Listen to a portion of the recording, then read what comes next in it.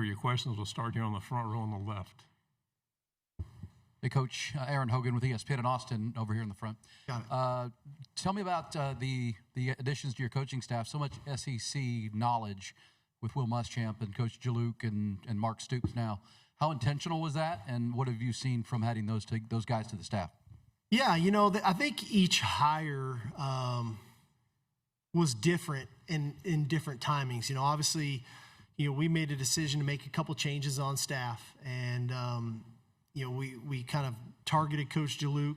We felt like his ties in New Orleans and known him from his time as a high school head coach at Edna Carr, and just the energy and the passion, the way he coached the game. We felt like we needed that on offense, and obviously his history at LSU and at Florida, that was helpful, but also his time in Texas was helpful. So that was one piece of it.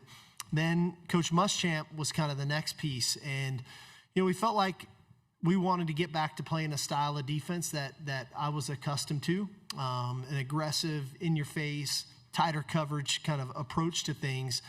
It doesn't hurt that Will Muschamp's been a head coach in this league at two different stops, at Florida and South Carolina, and had previously been the defensive coordinator at Texas. He knew this place. He knew this league. We philosophically see eye to eye on so many things. And the last piece for me why that was important, I felt like I needed to get back to spending more time with the offense, especially from a game planning perspective, and entrusting that having a guy who's been a head coach in this league that could almost be the head coach of the defense, during the week as we were game prepping, that I could get back to my focus and my energy with the offense. And so far, so good. It's been great. When it comes to Coach Stoops, hey, I learned this a while back with Coach Saban. There's a lot of really good coaches that sometimes are out of work for a minute. And when you can compile a little more knowledge, a little more intel, another way of looking at things. The opportunity that we had to not only bring in Coach Stoops, but Billy Gonzalez from Florida, who was the interim head coach, is now with us as an assistant receiver coach. Steve Kasula from Michigan. He was calling plays against us in the Citrus Bowl and then is on board with us. So we think that we've assembled a really good staff, a highly competitive staff, a very bright staff. One that's got a wealth of experience, but are really good teachers and really good connectors with our players. I'll say that about all these guys. Coach Jaluk, Coach Muschamp. It's great having Coach Gideon back as well. Their ability to connect to our players is a little bit of the secret sauce, and that's something we're very fortunate to have all those guys on board with us. Front row. Michael Cobble, WBRZ TV in Baton Rouge. Just kind of dovetailing into that. You've been front and center to the evolution of Lane Kiffin, right? Like, what do you think of this latest iteration? And I missed the beginning. I couldn't quite hear. You've been front and center of the evolution of Lane Kiffin. Okay. What do you think of this latest iteration with him in Baton Rouge now, and how have you seen maybe him grow? Well, I think Lane's a really good coach. Everywhere he's been, there's been success. Obviously, the most recent success of what he's had at Ole Miss. He's always going to assemble a talented roster. He's always going to be creative. Whether it's through schemes, through recruiting, whatever that looks like, he does not look at things traditionally. He's always going to try to think outside the box to find a unique way to accomplish something.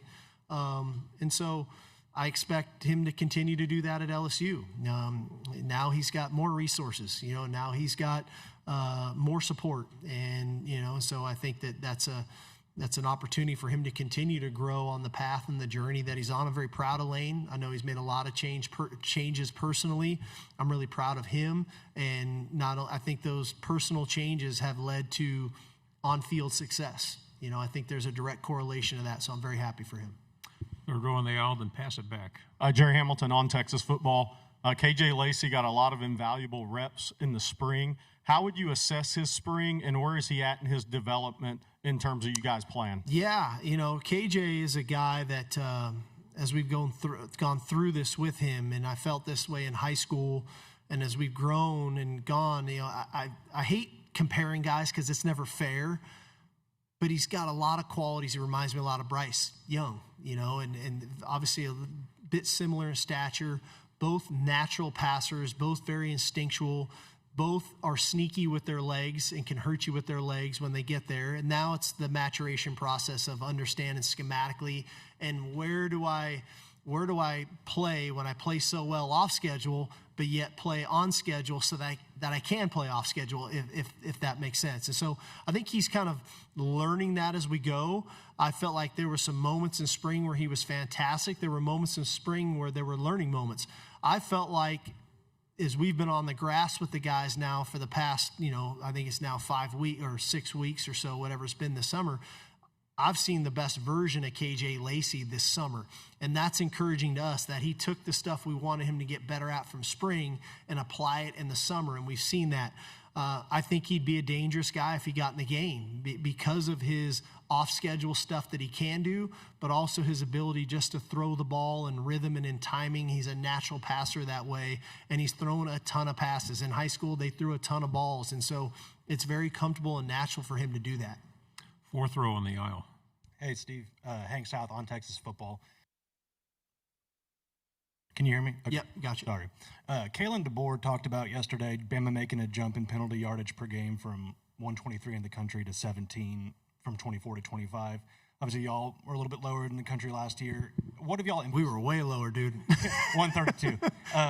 What have y'all emphasized in the spring and into the summer to correct that? And is there anything you focus on, whether live ball, pre-snap, or just what you guys do there? Yeah, I think one thing that we've evolved to is the players that, and there's, I believe this, if you want to be a disciplined team on the field, you need to be a disciplined team off the field. Okay, it starts off the field, and then it carries itself to on the field. And so we've restructured some things off the field discipline-wise, and Coach Beckton's very creative down there in the weight room with some of that discipline. But the one thing I think that we're doing that is resonating with the guys is the players taking accountability of that. And so when a player jumps off sides, for example, that whole position group kind of serving that punishment with him. Because that's what happens in a game, right? It's not, you don't jump off sides and that one player who jumped off sides moved back 5 yards. Everybody moves back 5 yards. It's 1st and 15 now.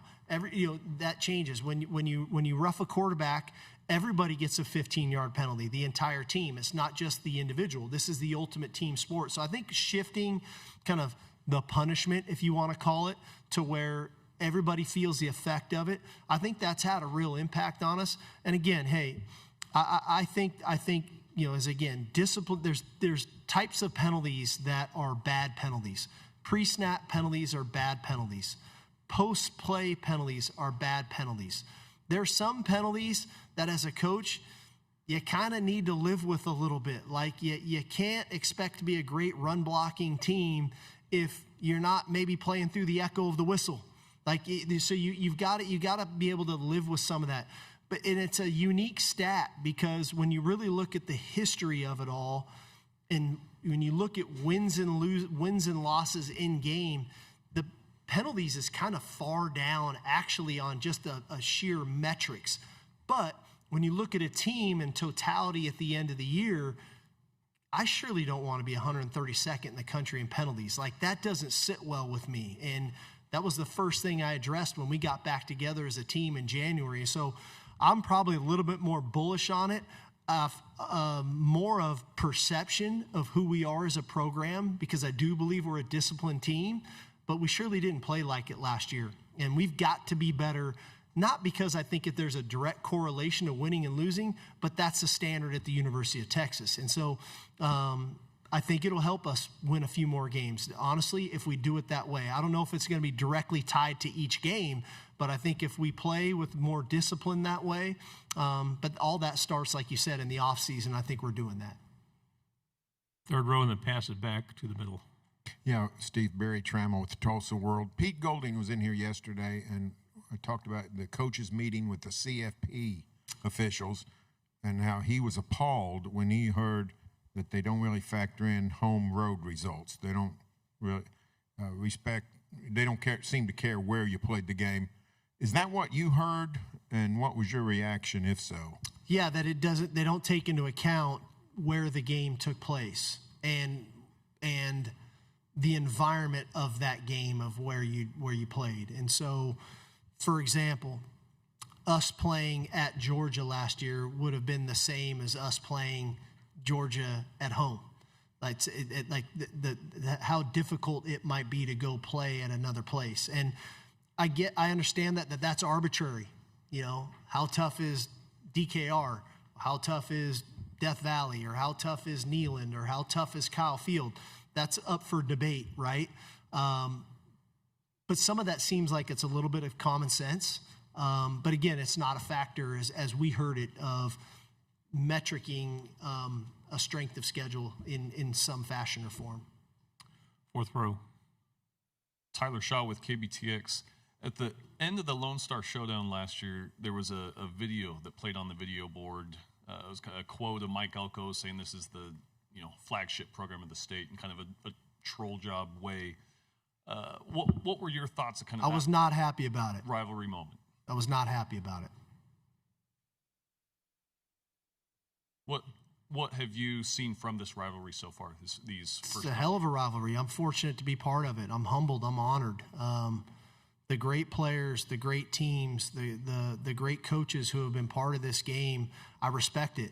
And I respect the competition. In the last 2 years, those have been great games that have mattered. 2 years ago, the winner of that game goes to the SEC championship. Last year, we were fighting for what we felt like was our playoff lives. They were an undefeated team. So there were some great moments. But emotions run high in those games. We had a team that was trying to think about going to planting a flag 2 years ago, and I wouldn't let that happen.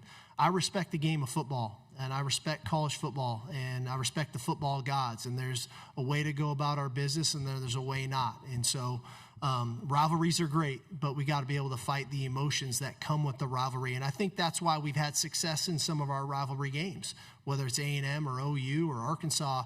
So I think we do a good job of managing our emotions. And so, but that's a real challenge when you get into games like that. Right side, second row. Hey, Coach. Rob Gregson, A to Z Sports. Given the way that the last two Ohio State games went and having them at home this year, is there an emphasis on getting a win in that game? Well, yeah. What else do you want to know? I mean, of course, right? I mean, they're a really good team. Coach Day is a fantastic coach. He's always got talented rosters. I think he continually finds ways to have a great staff around his players that they play at a high level. They've got belief. You get into games, and especially 2 years ago, I think the 2 years we've played them, they were really good on defense. And I think of those players that started against us in that semifinal game 2 years ago, I think 12 players, all 11 starters plus Averill Reese have been drafted off that defense into the interplay and in the NFL. So that should speak to the quality of defense that they've had. But they've had really good offensive players too. Travion Henderson's pretty good. Quinshawn Junkins is pretty good. Jeremiah Smith's pretty good. And so there's a balancing act of the culture that they have and the belief they have, the talent that they have, and then the schemes that they run. And so you've got to get yourself ready to play in games like that. And you need to be at your best when your best is needed. And we've had moments in both those games when we could have seized opportunities that could have changed the complexion of the game, and we didn't do it. And to come out on top this year, we're going to have to seize those moments when they present themselves. Final question. I know that's what you were probably looking for. I was just giving you a hard time. Sorry about that. Second row, last question. Yeah, hey, Coach. Evan Camico, News 9, Oklahoma City. Parker Livingston going from Texas to Oklahoma. What's it going to be like to see him on the sidelines on the opposite side of the Red River game? I mean, I hope we kick his ass. It's the Red River rivalry. You know what I mean? He chose to go there. He's on the other side. It's the way the game goes. If you've ever been, it's a hell of a game. It's epic. Pulling into the Cotton Bowl, the State Fair, the corn dogs, the turkey legs, split down the middle at the 50-yard line, both teams in the same tunnel. Like, at the end of the day, it's competition. After the game, I'm sure I'll give him a big hug. Before that, we're trying to beat his ass. That's the way it goes. Coach, thank you very much. Excellent. All right, y'all. Thank you.